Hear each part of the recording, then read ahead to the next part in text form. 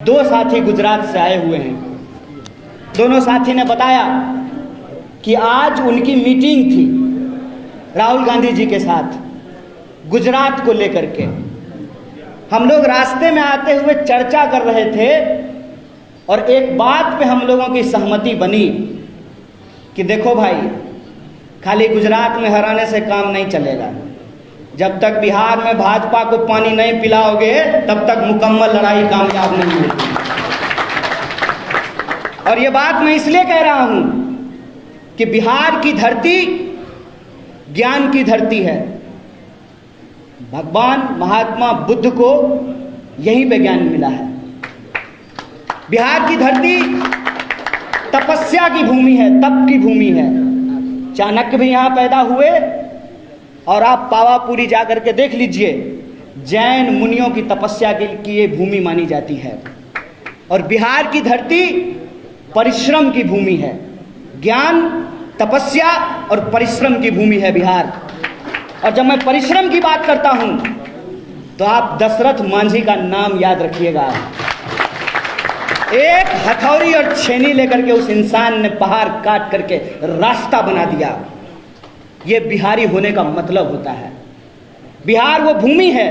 मैं अपने गुजरात के दोस्तों को कहना चाहता हूं कि आपके यहां पोरबंदर में मोहनदास करमचंद गांधी पैदा हुए थे, लेकिन वो गांधी जब बिहार की इस ज्ञान, तपस्या और परिश्रम की भूमि पे आए तो हमने उनको महात्मा बना दिया। ये बिहार की भूमि है।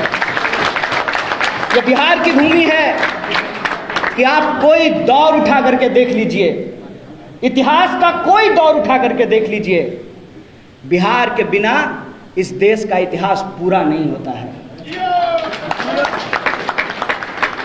खुशी की बात है, थोड़ी अफसोस की भी एक बात है।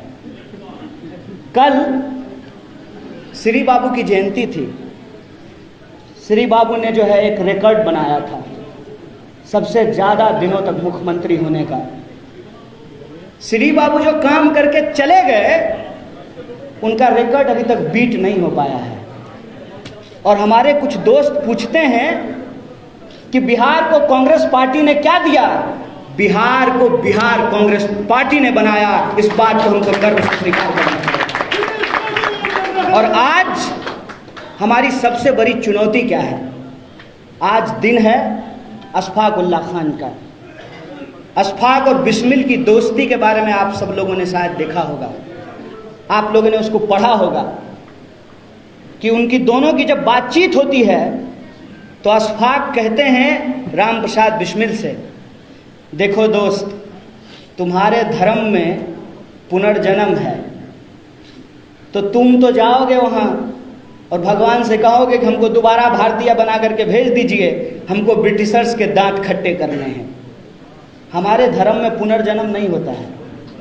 लेकिन अगर मैं जन्नत जाऊं, अल्लाह से हमारी मुलाकात हो, तो मैं उनको कहूंगा कि एक बार और हमको भारत भेज दीजिए। ये भारत है जहां एक खान एक ब्राह्मण के साथ मिलकर के कहता है, सरफरोशी की तमन्ना अब हमारे दिल में है, देखना है जोर कितना बाजू में खाते। ये जो एकता है, इस एकता को आज छिन्न भिन्न किया जा रहा है। और यही जो एकता छिन्न भिन्न होती है, इसी का नतीजा है, विश्वास कीजिए हम पर, भारत का कोई ऐसा हिस्सा नहीं है जहां हम गए नहीं हैं। एक साथ दोनों बात लोग बोलते हैं, कहते हैं कि बिहार के लोग बड़े परिश्रमी होते हैं। कहते हैं हाँ भाई, तुम्हारा गंदगी उठाते हैं, तुम्हारा ठेला चलाते हैं, तुम्हारी फैक्ट्रियों में काम करते हैं, तुम्हारा घर साफ करते हैं, तुम्हारी सड़कें बनाते हैं, तुम्हारी बिल्डिंगें बनाते हैं। गाली तो देते ही हो, जब मौका मिलता है गोली भी मार देते हो। मैं बिहार की इस जनता से यही कहना चाहता हूं कि बिहार के उस इतिहास का पुनर्जागरण हमको करना पड़ेगा। और बिहारी होने का मतलब गाली नहीं, गौरव है। ये हमको पुनर्स्थापित करना होगा। यही हमारी आज की लड़ाई है। कई साथियों ने कहा कि कैसे करेंगे, कैसे होगा ये। तो मैं एक बात उनको कहना चाहता हूं कि जो पार्टी इस देश को आज़ादी दिलाई है, वो पार्टी ही इस देश की आज़ादी को बचा भी सकती है। इस बात को अपने दिमाग में डाल लीजिए। इस बात को हम तमाम लोगों को समझ लेना होगा। जात और धर्म के नाम पे समाज का बंटवारा दरअसल इस देश की जो आम आवाम है, उनके हक हुकूक को छीनने और मारने की साजिश है। यह बात हमको समझना पड़ेगा। सामाजिक न्याय के साथ साथ हमको सामाजिक एकता की जरूरत है। यह बात हमको अपने दिमाग में डालना पड़ेगा। और बिहार में रहने वाले 12 करोड़ से ज़्यादा लोग, चाहे वो तिलक लगाते हों या टोपी पहनते हों, चाहे वो मंदिर जाते हों या मस्जिद जाते हों, चाहे वो खेत में काम करते हों या फैक्ट्रियों में काम करते हों, चाहे वो बिहार में रहते हों या बिहार के बाहर रहते हों, वो तमाम जो बिहार के लोग हैं, उनके रोजी रोटी, कपड़ा, मकान, शिक्षा, स्वास्थ्य, सड़क, बिजली, पानी और आत्मसम्मान की लड़ाई कांग्रेस पार्टी लड़ेगी। इसी संकल्प के साथ हम इस मंच पे आप तमाम लोगों के साथ इस परिवार में सम्मिलित हुए हैं। एक साथी ने हमको कहा, कैसे कीजिएगा? तो हमने कहा अपने दोनों दोस्तों की तरफ इशारा करके कि देखिए हार्दिक की तरफ, देखिए जिग्नेश की तरफ और देखिए हमारी तरफ। कोई पृष्ठभूमि है? कोई पृष्ठभूमि है? कोई परिवार में ऐसा है जिसका नाम लेकर के हम लोग राजनीति कर सकें? है कोई हमारा इतिहास? हम आपकी तरह एक साधारण इंसान का बच्चा है। हम तीनों का कोई पृष्ठभूमि नहीं है। प्रश्न ये उठता है कि हम कांग्रेस पार्टी में क्यों आए हैं? हम कांग्रेस पार्टी में इसलिए आए हैं कि गर्व के साथ हम आपको इस मंच से खड़ा होकर के बोलते हैं, जिसके पास बाबूजी का थाती है ना, सब अपने अपने छाती में उसको लपेट लिया है। कोई बांटने के लिए तैयार नहीं है। एकमात्र नेता श्री राहुल गांधी, और ये मेरा व्यक्तिगत अनुभव नहीं है, हमारे जैसे पृष्ठभूमि वाले 2 और आंदोलन से निकले हुए नेता यहां बैठे हुए, उनसे पूछ लीजिएगा।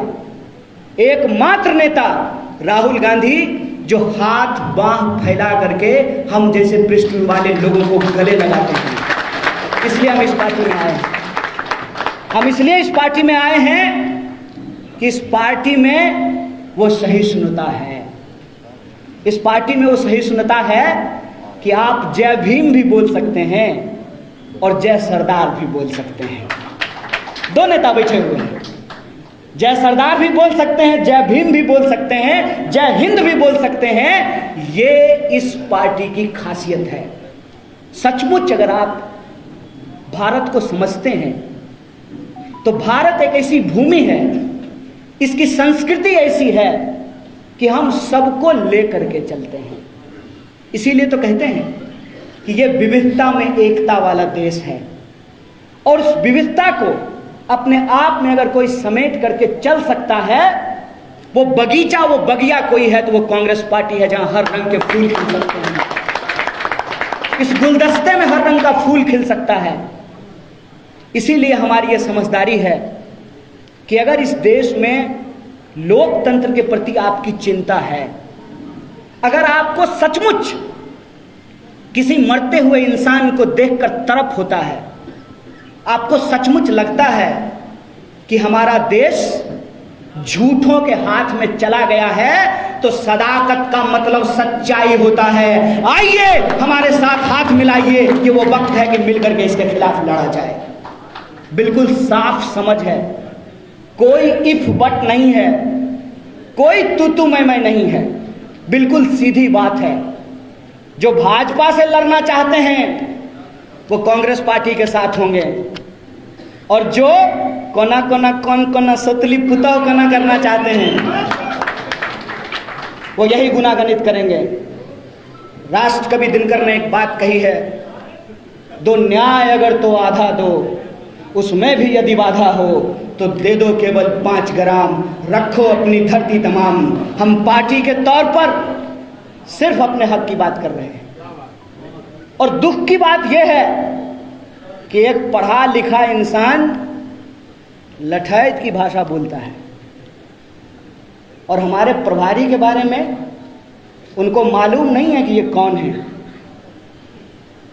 ये जो आपके बीच में बैठे हुए इंसान हैं, मैं इनके बारे में आपको बताता हूं कि अगर इनके जैसे लोग कांग्रेस पार्टी में नहीं होते तो हमारे और जिग्नेश जैसे लोगों को कांग्रेस पार्टी में आने का हिम्मत नहीं होता है।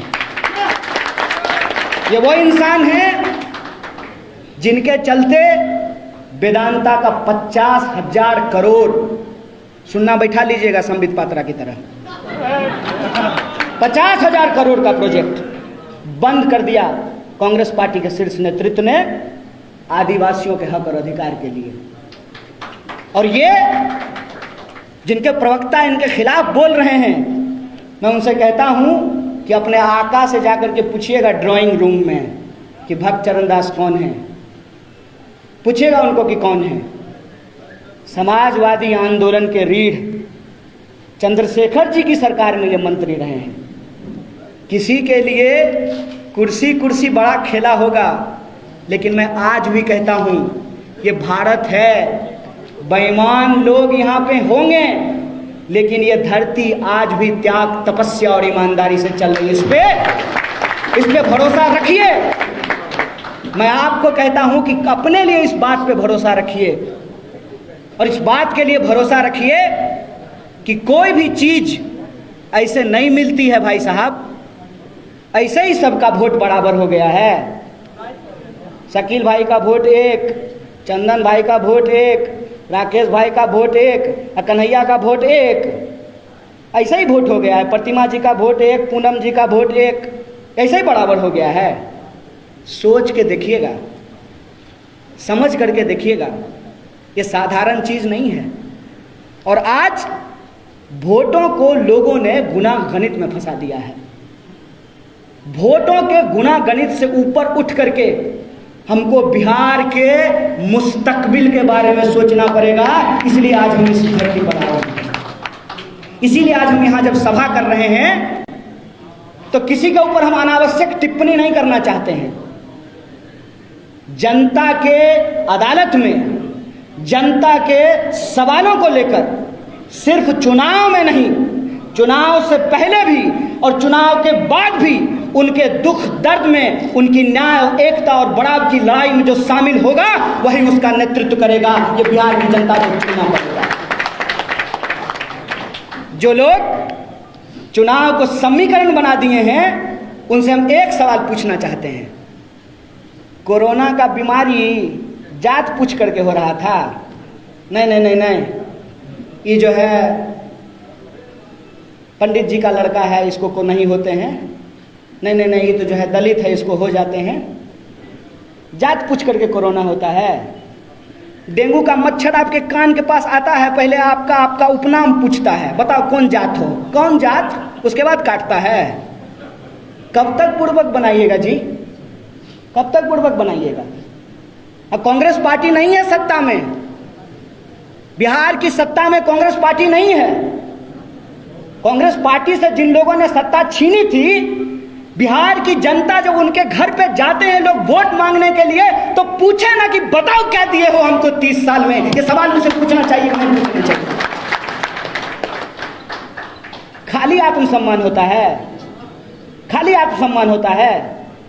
माथा पर टोकरी लेकर के जाएंगे नौकरी करने के लिए, तो मन होगा तो 2 रुपया जो है हमारा श्रम हमको देगा, और मन होगा तो हमको गाली देगा। देखिए कश्मीर में गोली दे रहा है, कौन लेगा इसकी जिम्मेवारी भाई। इलाज कराने के लिए बाहर जाएं, पढ़ने के लिए बाहर जाएं, रोजगार के लिए बाहर जाएं, और वोट देने के लिए, आप वोट लेने के लिए आप हमारे घर में आइएगा। बोलिए इनको झाड़ू मार करके भगाना चाहिए, नहीं भगाना चाहिए। यह सवाल है। इसीलिए मैं बिहार के नौजवानों से खास करके ये अपील करना चाहता हूं कि बिना मतलब के किसी दुविधा में मत रहिए। आमने सामने की लड़ाई छिड़ चुकी है। एक तरफ वो लोग हैं जिन्होंने आजादी के आंदोलन के दौरान अंग्रेजों के साथ चाय पे चर्चा की थी, एक तरफ हम हैं कि हमारे पुरखों ने इस देश की आजादी के लिए अपनी जान गंवाई है। आपको पता है मुझे क्यों नहीं लगता है कि मैं दूसरे परिवार में आया हूं? मैं पहले भी सदाकत आश्रम आ चुका हूं। मेरे गांव के, मेरे परिवार के लोग, पूरा का पूरा परिवार सदाकत आश्रम में रहता था। मैं उस भूमि से आता हूं। अजीब संयोग है कि हमारा ताल्लुक उस परिवार से है कि कांग्रेस पार्टी के शीर्ष नेता रामचरित्र बाबू भी उस घर में पैदा हुए और कम्युनिस्ट पार्टी के भी शीर्ष नेता चंद्रशेखर बाबू उसी घर में पैदा हुए। हम उस गांव से आते हैं। हमको असल में समझ में आती है कि विपक्षी एकता क्या होती है। विपक्षी एकता का मतलब अगर कोई समझ सकता है तो सदाकत आश्रम की भूमि समझ सकती है। इस बात का मैं आपको भरोसा दिलाना चाहता हूं। और दूसरा भरोसा जो मैं आपको दे सकता हूं, देखिए पूर्वा पछिया कुछ हो जाए, कुछ हो जाए, इतना तो मानते हैं ना कि कांग्रेस कभी भाजपा के साथ नहीं जाएगी। बोलिए, खुल के बोलिए, कुछ हो जाए। अरे हो सकता है दो चार को सिंधिया निकल जाए, क्या दिक्कत है? क्या कांग्रेस पार्टी कभी भाजपा के पास जा सकती है? और एक इतिहास और बता देते हैं, सीना ठोक के बोलते हैं, कल से प्रवक्ता जवाब दें कि कांग्रेस पार्टी को छोड़ करके कौन ऐसी पार्टी है जिसने भाजपा के साथ गला नहीं मिलाया है? बोलिए, बोलिए, इस सवाल का जवाब दीजिए। और आखिरी बात बोल करके मैं आपकी बात खत्म करूंगा। मैं बिहार के तमाम वो लोग जिनको बिहारी होने पे गर्व महसूस होता है, बिहार के वो तमाम नौजवान जिनको लगता है कि बिहार का मुस्तकबिल बदलना चाहिए, जब हम जाएं तो लोग सम्मान के साथ कहे कि अरे आइए आइए, आप तो बुद्ध की ज्ञान भूमि से आए हैं, अरे आइए आइए, आप तो चाणक्य की भूमि से आए हैं, अरे आइए आइए, सामाजिक न्याय के बड़े पुरोधा जगदेव प्रसाद और कर्पूरी ठाकुर की भूमि से आए हैं, अरे आइए आइए, आप तो दशरथ मांझी की धरती से आए हैं, अरे आइए आइए, आपके यहाँ तो 1942 के भारत छोड़ो आंदोलन में अंग्रेजों को दांतों तले उंगलियां चबानी पड़ी थी, आप उस क्रांतिकारी धरती से आए हैं। हम नहीं चाहते हैं कि हमारे श्रम के बदले हमको गाली और गोली मिले। इसीलिए मैं आप तमाम नौजवानों से अपील करता हूं कि इस पार्टी के साथ जुड़िए और हम इतिहास बदल करके दिखाएंगे। वह पथ क्या, पथिक कुशलता क्या, जिस पथ में बिखरे सूल न हो, नाविक की धैर्य परीक्षा क्या, जब धाराएं प्रतिकूल न हो। ये मैं आप तमाम लोगों से अपील करने के लिए आया हूं। आज इस देश की आज़ादी अगर खतरे में है तो इस देश की सबसे पुरानी पार्टी जिसने लाखों लोगों की कुर्बानियां देकर इस देश को आजाद कराया था, उसकी आजादी को भी ये पार्टी बचाएगी। इसी संकल्प के साथ कि मिलकर के हम लड़ेंगे, इस संघर्ष को आगे बढ़ाएंगे और इस लड़ाई को हम जरूर जीतेंगे।